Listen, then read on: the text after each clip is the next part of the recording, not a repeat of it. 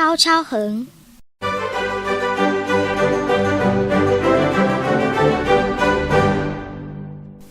高跷横是不普遍留鸟及普遍冬候鸟，在冬季数量明显增多，在水边土堆或田埂筑巢，公鸟和母鸟轮流孵蛋，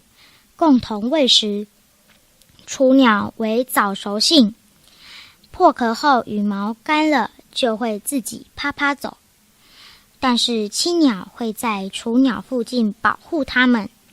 繁殖期，亲鸟有激烈的护雏行为，如果有天敌入侵，亲鸟会大叫驱敌，如果驱离不成功，也会有拟伤的动作，